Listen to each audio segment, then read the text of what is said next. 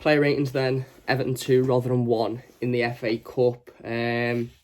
Despite the win, and they said 3 points then, despite the win, still quite a disappointing performance by Everton Football Club for pretty much the entirety of the 90 minutes, to be perfectly honest with you, taking the game into extra time. We took control in extra time, but I think Rotherham sort of just got a little bit tired then, and looked from pretty much the 10th minute after Cenk Tosun scored the opening goal until the 90th minute, we were absolutely atrocious. We were really, really poor. So let's get into it. Robin Olsen have actually given him an 8 today. Highest score of the day, as I'm sure you will assume as soon as you heard that number come out my mouth. Thought he was quite solid, to be perfectly honest with you. Not at fault for anything. Don't think he was at fault for the goal either. It was just awful defending.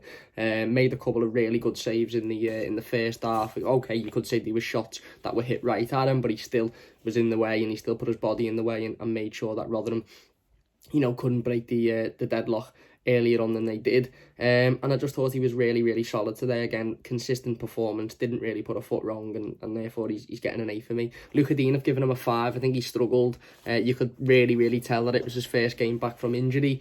I think defensively he struggled a lot, come down his side in that first opening 20-25 minutes. And going forward, he wasn't the Luca Dean that we know and love, and that's understandable. Look, the lad's been back, 5 minutes? Carlo Ancelotti confirmed in his press conference yesterday that he'd returned to fitness, and everybody was massively shocked. And look, maybe he shouldn't have started this game. Maybe Carlo should have gone with Nkunku from the off, and then maybe brought Luca Dean on. But Dean started and got some valuable minutes under his belt, to be fair, but he didn't really impress and didn't really do much, did he, really? Let's be honest. So I've given him a 5. Michael Keane, I've given him a 6. I thought he struggled a little bit today, to be honest with you.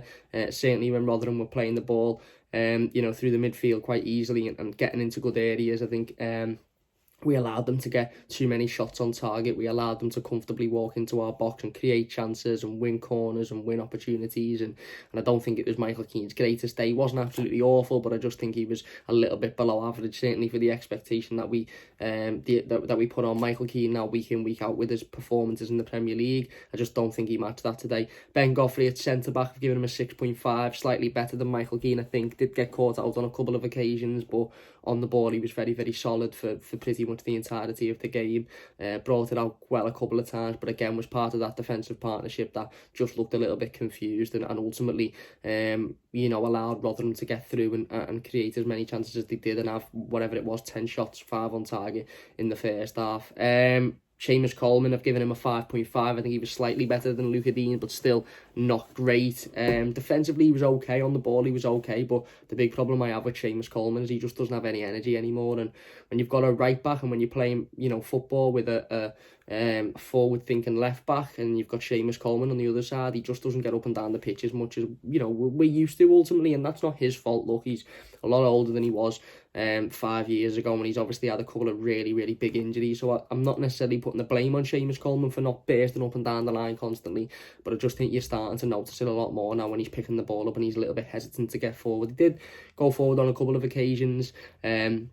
He had a shot which just went wide at the post as well in the extra time, but I wasn't massively impressed with him. Andre Gomez and Tom Davis, I'm grouping them together. I've given them a 3. I think they were both really poor today, to be perfectly honest with you. Bypassed far too easily in the midfield. Again, no control of the ball whatsoever, not winning the ball back whatsoever. When they had the ball at their feet, they were losing it easily. There were sloppy passes. It was just really poor from the pair of them, and it's quite disappointing to see when you're coming up against, again, no disrespect to Rotherham, but when you're coming up against a championship side who are struggling in the championship at the moment, and 23rd and aren't doing very well, and you've got a midfield pair and the 2 players that are playing Premier League football week in, week out, and they can't even control the midfield, and everything's getting bypassed, and they just look so poor and so just out of the game. It's really worrying, and it's really disappointing. And I always thought Abdoulaye Doucouré should have started this game. I think he was the energy that we needed. I think he was the battler that we needed in the centre of midfield, certainly with Alan's absence.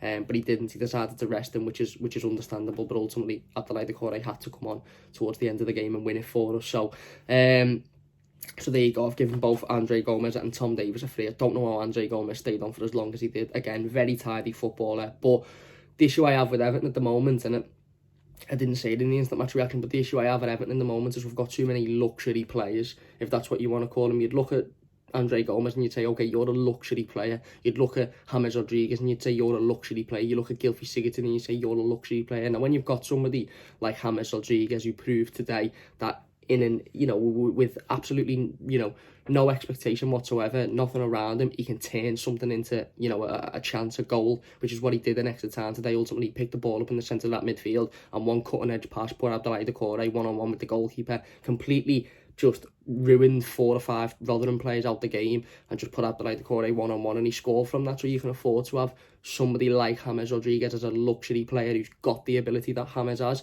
but when you've got somebody like Gomez as a luxury player who, okay, is all right on the ball, but let's be honest, is ineffective. Sigurdsson with the same. You can't have that many of them. We've got too many luxury players, again, quotation, and not enough workhorses, not enough players that just want to get involved, that just want to work, that just want to throw challenges in, that just want to get control of the ball. We don't have enough of that, and I think the midfield showed that today. On to James Rodriguez then. I've given him a 7. I think he was out the game for large parts of it, to be perfectly honest with you, but I don't necessarily think that was his fault. He didn't look great, he struggled, he had a tough time, ultimately he got volleyed with the ball in his face. And I know some people might say, oh, you're only doing that because it's James, and if it was somebody else you wouldn't, but ultimately his cutting edge passes won us that game today. Yes, Abdoulaye Doucouré finished it, and I think Abdoulaye Doucouré done very well when he come on, but James's cutting edge passes shows what he can bring when you play through him, when you give him the ball in those good areas and say, you find that pass now. And he did. He had it a couple of times in the first half and he wasted it. It was too heavy passes, or maybe a little bit further away from the plays that he intended to. But that's the quality that he can bring, especially towards the back end of a game, as he can make something happen, out of absolutely nothing, and he did that today. Anthony Gordon, then I've given him a 5. Other than the assist, which was a very, very good assist. In fact, I'll boost him up. I'll give him a 6 because I think it was a very, very good assist, and I don't think it's fair to bracket him in with the rest of the players who didn't really do very well. He gave a very good assist in the first 10 minutes. Obviously, fantastic ball to Cenk Tosun, who runs on and chips it. But other than that, I think he struggled. I don't think he was in the game whatsoever. Again, don't necessarily put it down to Anthony Gordon. I just think he had a hard day at the office today, and he struggled, and you can see why Carlo Ancelotti isn't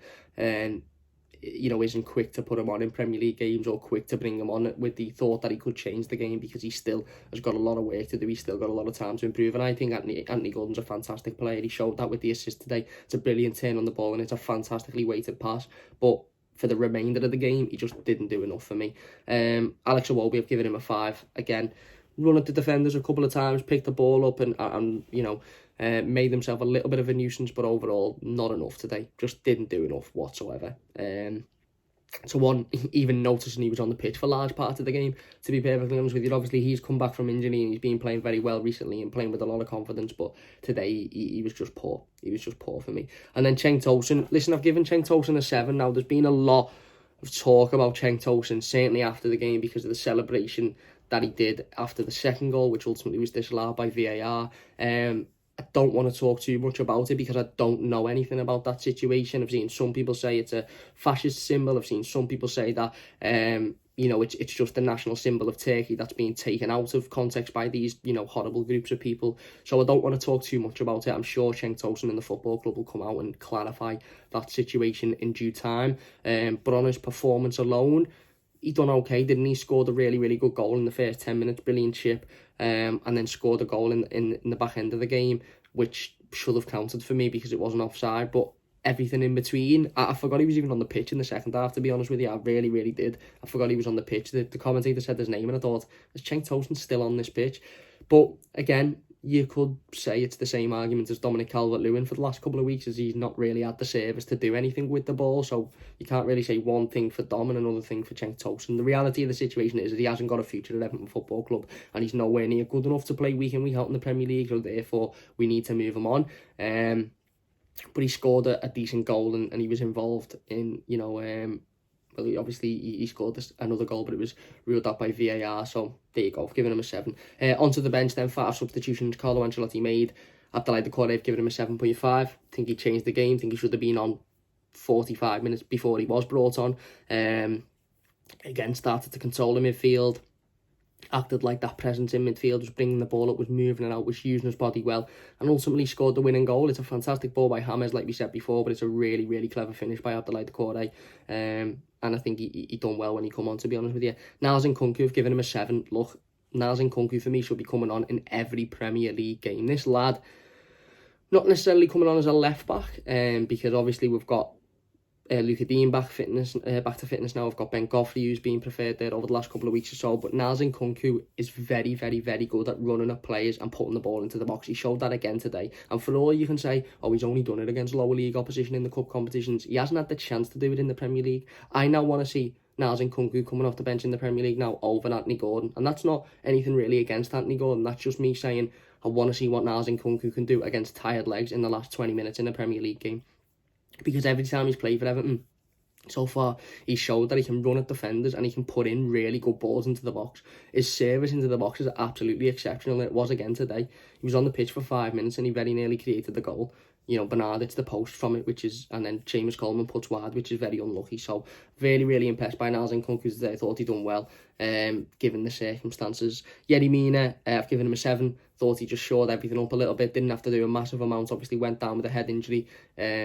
Got back up, bandaged up and went again. Didn't have to do an awful lot, like I said, but I just thought he shored the defence up a lot today. Bernard, 6.5. Again, come on, hit the post. That's about it, really. Then he brought the ball forward on a couple of times, also lost it on a couple of occasions as well, which was quite disappointing. But, you know, he done all right. He wasn't great. He didn't do an awful lot. He didn't change the game massively, but he done all right. He got involved. And then Gylfi Sigurdsson have given him a 6 because I don't know what he done, to be honest with you. And I remember him losing the ball on one occasion and then not wanting to go into the 50-50 challenge, but that's about all I remember from Gylfi Sigurdsson in this game. There you go. They're the player ratings. Let me know your thoughts on them in the comment section down below. If you've enjoyed, leave a like. Look, ultimately, we're in the half for the next round and we've got through, and that's all that matters. But it was a really, really poor performance. And, you know, again, we need to improve massively ahead of Wolves on Tuesday. Massively, because if we play like that, and I know we'll have Richarlison back, and I know we'll have Dominic Calvert-Lewin back, but if we play like that, if the midfield plays like that, we'll be absolutely torn to bits. But there you go. We're in the hat, we're through, and I'm sure a lot of people will just take happiness from that. But there you go. They are the player ratings. Let me know your thoughts on them in the comment section down below. If you have enjoyed it, please do hit that like button. Don't forget to subscribe to the channel if you are new as well. Big thanks for watching, and we'll see you soon on the Mighty Blues.